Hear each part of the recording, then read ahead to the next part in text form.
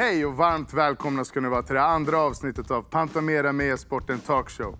Bakom mig har ni min co-host Sampe V2 och mitt namn är Yasin Lagmari och kommer vara er host under den här säsongen.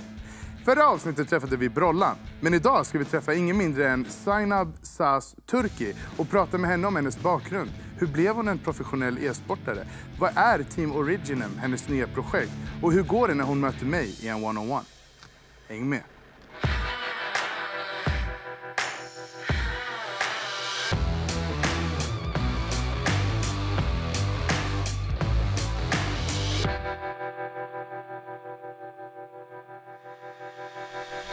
Då har det äntligen blivit dags att välkomna dagens gäst, Zainab Saz Turki. Välkommen till studion.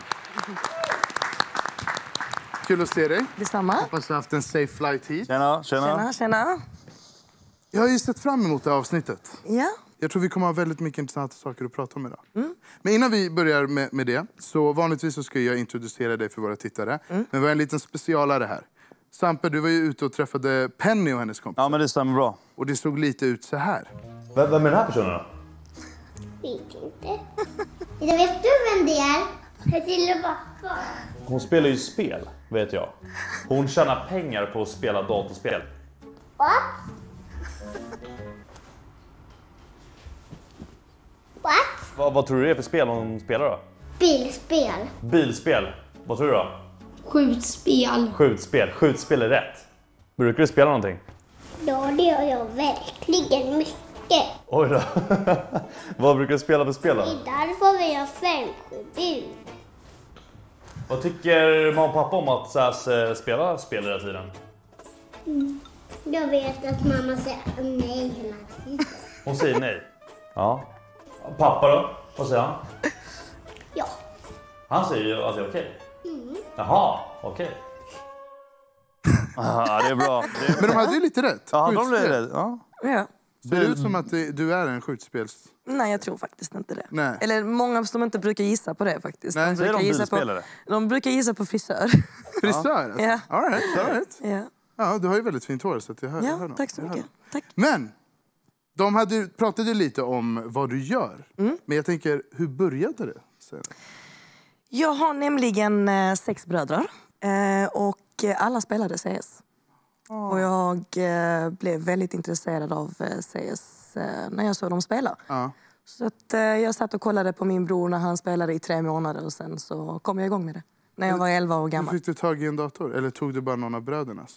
Min bror faktiskt. Han hade alltid sin dator tillgänglig till mig. Coachade han dig någonting? Eller var du self-taught? Han coachade inte utan jag satt mycket och tittade. Och lärde mig, precis. Ja. Så Men det, du började spela professionellt när du gick i skolan, om jag förstått det rätt. det stämmer, ja. Det stämmer. Ja. Hur såg föräldrarna? Jag kan förstå, bröderna kanske var lite mer... Förstod varför du gjorde det? Jo, jag hade ett stort problem med mina föräldrar, speciellt pappa faktiskt. Jag minns att jag var 15 år gammal när jag första gången skulle åka och spela shootout i Norge faktiskt.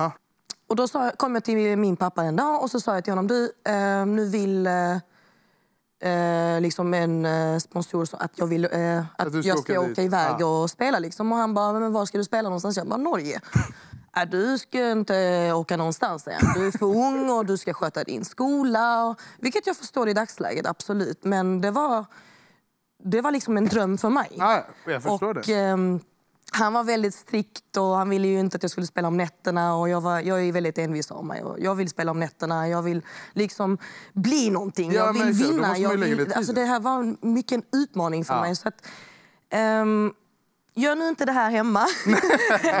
Men det blev att jag började åka liksom, bakom min pappas rygg. Ja, det är så? Så du drog dit ändå alltså? Jag drog dit. Jag började resa utomlands och jag var utomlands i 2 år utan att han visste. Och det var med hjälp av mina syskon som hjälpte mig. Och sa att liksom jag sov över hemma hos dem. Och... Men du hade ändå supporten av dem? Jag hade väldigt mycket support. Och faktiskt. det är väldigt viktigt. Ja, det hade jag. Men de visste liksom allt. De är ju äldre än mig. De visste alltid vad jag var. Ja, men det är var helt med på. Det var ju inte liksom att jag ville ljuga för min pappa. Utan han tvingade mig. Han är old school, som min. Precis. Exakt. En väldigt old school pappa från Mellanöstern. Jag är helt med dig. Jag är helt med dig. Tillät inte honom men jag fick inte ens dra på DreamHack. Ja, men det var samma sak här. Nej, det är helt sjukt. Nej, men han såg också hur mycket jag spelade. Ja. Alltså jag spelade varje natt. Det var inte att, du vet, även om jag hade skolan nästa dag så var det liksom... alltså care. Jag brydde inte På mig. den tiden man kunde ju bara sova 4 timmar och man var tipptopp nästa dag. Om ens det. Ja, alltså. Ibland hände det att man gick till skolan och man var så trött. Hade knappt sovit en timme kanske. Nej. Men 2 år, det är en ganska lång tid sen. Ja. Hur alltså... Sen kom han ju på mig efter 2 år. Ja, och det vad hände då? Jo, Ja, det är intressant. Då var jag i Paris minst och så kom jag hem. Och då hade jag sagt att jag var hemma hos min storebror. Som bodde 30 minuter från Malmö. Och så tänkte jag, men pappa orkar inte köra ända dit för kolla om jag är där. Liksom. Varför skulle han tänka att jag ljuger? Liksom? Då träffade han på min brors vän ute då. Och så frågade han var det liksom min bror då. Han bara, men han är i Portugal, men var är Zainab? Och då kom han på att vi ljög. Men förstod han det eventuellt? Eller? Jo, det gjorde han senare. Efter att han hade tagit mitt pass så att jag inte får åka någonstans. Det var så pass? Det var väldigt, väldigt strikt. Men han förstörde det några möjligheter? Det gjorde det inte för att jag åkte ändå iväg. Jag brydde inte mig liksom. Men vad tycker pappa om det här idag? I dagsläget så brukar jag pika honom väldigt mycket. Tänk om jag hade lyssnat på det. Liksom. Eller hur? Alltså... Men jag har en fråga. Du har ju hållit på väldigt länge nu. Vad är din största bedrift? Solo, liksom som individ eller lag, whatever? Så far i karriären. Utmaningen. Utmaningen? Jag älskar utmaningen. Ja. Det är nog det som har fått mig liksom att fortsätta spela. Jag är liksom ändå spelat i 18 år. Så ja, det är ganska länge. Det är ganska länge. Jag är 24. Du tar alltid upp den åldern. Jag skulle säga det är utmaningen och även såklart passionen och kärleken jag har för spelet. Jag fick ju möjligheten att möta dig i one-on-one. Och det såg ut så här. Okej. Nu kör vi. Oj, jag börjar starkt. Ja, men det är nu. Det är först i 10 här. Jag börjar starkt. Du har inte väntat upp någonting, eller? Nej, jag har faktiskt inte... Oj, vad fan händer där? All right, men nu ser du börjar psyka. Det är det här jag inte gillar med människor. Du börjar prata för att jag ska lyssna på dig. Där. Och sen du får övertag. Men det kommer inte funka. Jag ger dig liksom hela min kropp. Förstår du? Sluta snacka för mycket nu. Spela bara. Oj, vad hände? Nej, men nu vi ska ändra systemet. Vi måste ändra. Ska du börja kampa nu, eller? Nej, vi måste bara... Fångad. Kom hit. Oj, vad hände? Du börjar få flow. Yikes. Vad du pratar för mycket. Yikes. Det är bara en till. Comeback is real, okej? Ja! Det är så viktigt. Du vinner på tid. Jag hade skakat med handen, du vet. Corona. 10-8. Ändå en helt okej scoreline.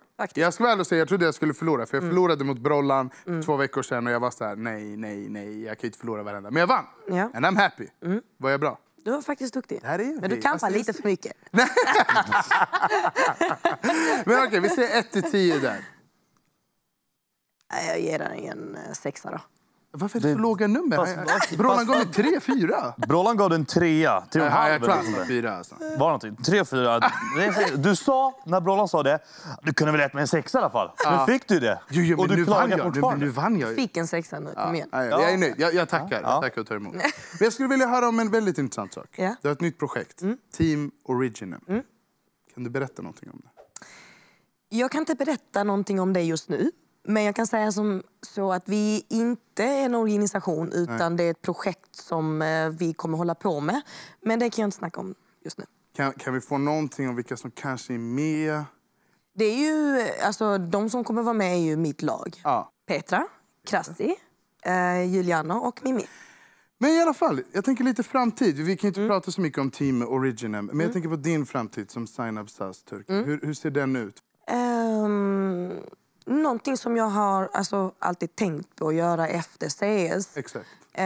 Det är faktiskt e-sportskola. Nice. Alltså coacha ungdomar, lära dem, alltså ge dem erfarenhet av vad jag har fått gå igenom. Och du har en nice pedagogisk vibe. Du verkar ha lätt att lära ut. Så att det har jag. Alltså snackar vi skola, alltså gymnasiet liksom, eller kanske öppna en egen skola. Alltså e-sportskola, det tror jag. Ja, det är kul. Alltså hur många sådana har vi i Sverige nu? Det finns några stycken. Det finns i massa skolor faktiskt. Ja, det lite gör det. överallt. Jo, Ja, det finns. okej. Men nu är vi lite i framtiden här. Backa bak lite. Här. Jag vill prata lite om Showdown Valencia 2019. Vi har ett litet klipp vi skulle vilja kolla på tillsammans.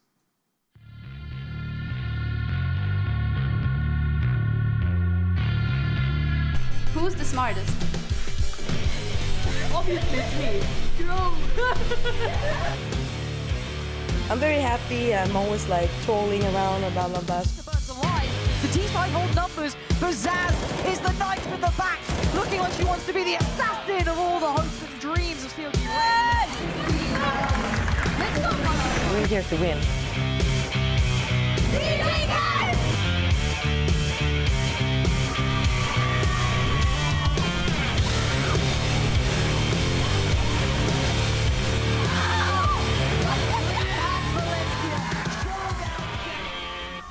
Jättefina bilder måste jag säga. Ja. Verkligen. Rakt på sak, hur var förväntningarna inför? Trodde ni att ni skulle vinna? Jag åker aldrig på ett event om inte jag tror jag ska vinna. Okay. Fair enough. Jag gillar inställningen. Fair enough. Men jag tänker att jag vet många lag som du vet, de har strugglat lite i pracken innan, träningen har inte gått så bra, vibben är inte där, men de lyckas ändå vinna. Men så var det kanske inte för er här. Nej, vi hade tränat väldigt mycket. Bootcamps, online och så vidare. Vi kom till eventet liksom med rätt inställning. Ja, precis. Psykiskt också, för det är väldigt psykiskt spel. Det är det verkligen. Du kan vara världens bästa spelare, men har du inte det psykiska i dig så är det liksom förlust. Men vi var väldigt förberedda på detta och det kändes som att vi skulle vinna. Ni vann ju hela grejen. Ja. Hur kändes det? Det var väldigt känslosamt faktiskt, för att vi hade lagt ner väldigt mycket tid på det och det kändes väldigt bra. Men hur tänker du, för nu, det var ju en turnering för lite mer alla, om jag förstått det rätt. Hur ser du till kvinnor och män tävla i samma turnering? Jag har fått den här frågan väldigt... Jag kan tänka mig det. Ja, men jag tror inte på att det finns någon anledning. Det är ingen fysisk sport liksom, utan... Jag ser ingen anledning som sagt. Det enda jag kan säga är att det måste komma en kvinna som motbevisar alla. Det är det. And that's it. Alltså... Men jag tänker, du och Giuliano, ni var ju, kommer du ihåg när ni var på Birdie? Jag var ju på eventet med er. Och då körde ni med, det var Pronax, Emilio och så var det någon mer. Det var länge sedan. Schneider. Ja, det var Schneider. Ja. Ja, och ni åkte ut i semi? Ja, precis. Och då var det du och Giuliano som låg där uppe och bar laget här. Och jag blev ju skitglad, för mig var det lite ett bevis på att du ser, det spelar ingen roll. Men tror du att det kommer leda till att vi har mixade lag? Det hoppas jag verkligen. Back in the days, när jag spelade 1-6, då var det inte så många kvinnor som spelade faktiskt. Det fanns ju kvinnor som spelade. Men jag var ju också med i ett damlag. Samtidigt som jag spelade liksom med killar. Nu snackar jag till killar som var på toppen. Ja, nej men exakt. Och jag fick lov att spela med dem för att killar är väldigt känsliga när det kommer till att spela med alltså vem som helst. Nu snackar jag också kvinnor. För att det är väldigt många som ser ner på kvinnor och underskattar dem. För att hon är säkert inte duktig på spelet. Men det kom faktiskt till att jag fick spela med dem. Och nu snackar jag om mix, alltså så här för skojs skull. Liksom. Exakt. Men jag var väldigt duktig, det var jag. Men det är det. Och de var väldigt imponerade av mig. Och jag fick ett erbjudande. Men någonting som jag verkligen ångrar idag är att jag inte tackade ja. Varför tackade du inte ja? Jag kände för att utmana kvinnor istället. Som sagt, man ska inte leva i det förflutna. Nej, man ska inte ångra saker. Men det är därför jag säger nu, till den nya generationen. Alltså det enda sättet är att bara motbevisa. Ja, men så är det. Jag tänker på det här, du snackar om mixade lag och killar och tjejer så här. Alltså jag tänker typ, tror ni, alltså båda ni två, att det kommer komma någon gång? 100%. Om typ, jag tänker typ om 5-10 år. Kommer det finnas så? Jag tror faktiskt det. Det jag tror är det bästa sättet att böja alltså så här mixa lag. Det är att sätta liksom, kanske inte en full female lineup utan mixa ihop 2 kvinnor med 3 män.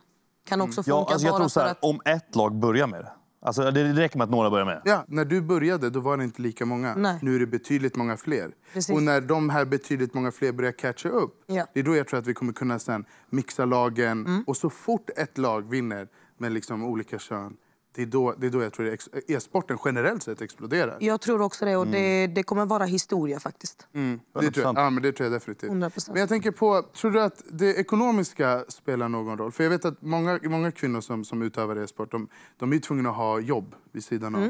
De har inte möjligheten att lägga ner samma tid som män kanske har. Tror du det spelar någon roll in i... Jag tror inte det spelar någon roll faktiskt. Jag har också jobbat i 5 år och spelat, alltså mer än 5 år och spelat CS samtidigt. Och då var det liksom att jag jobbade från klockan 9 till 17 och så kom jag hem och käkade och så spelade jag igen. Det finns ingen... Alltså, det finns inget stopp om man verkligen inte vill. Alltså om man verkligen vill. Exakt. Förstår du vad jag menar? Så Inget som kommer hindra en. Nej, precis. Du förlorade mot mig i 1-on-1 CS. Men du har möjlighet för revansch. Och nu är det inte längre online, utan nu ska vi faktiskt fysiskt kasta lite bollar här. Okej. Och den som vinner kommer vi räkna antalet bollar. En boll kommer motsvara 100 kronor som vi sen kommer skänka till Pantamera med e-sporten-bössan i Musikhjälpen. Så det här är ett bra tillfälle att försöka hjälpa till. Du kommer möta Sampe. Du kommer ha 30 sekunder på dig. Och jag önskar er båda lycka till. Tack. Tack. All right. Reglerna är simpla. Ni får hålla i hinken, kasta en boll i taget. Ni har 30 sekunder på er att sätta så många ni kan. Är ni redo? Får man fuska? Det får man inte göra. En i taget. En i taget, okej. 3, 2, 1, go! Du börjar starkt. Du har fått din... Nej, den flög ut. Ja, det är lika nu. Och den Det här var känslan, man ser direkt. Och det är lika. Det är lika. Det här kan bli historiskt i programmet. Ska vi se här.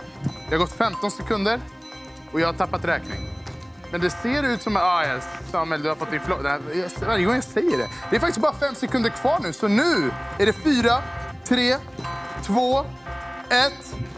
Stopp! Samuel, vinnare! 15 bollar. Det är 1500 kronor till Pantamera med e-sporten-bössan. Musikhjälpen senare i år. Grattis! Ja, men, tack. Grattis. Nice try. Ja. Du hade ändå känsla, jag såg Ja. det. Men jag måste tacka så jättemycket Stats för att du kom hit. Tack själv, Fortsätt verkligen. lycka till med karriären. Tack och jag så hoppas att det går jättemycket. superbra för dig. Tack. Och till er som kollade, tack ännu en gång för att ni kollade på det här avsnittet. I nästa avsnitt så får vi träffa ingen mindre än artisten Khalifa. Så make sure you tune in then. Tack för idag. Vi hörs. Hej då.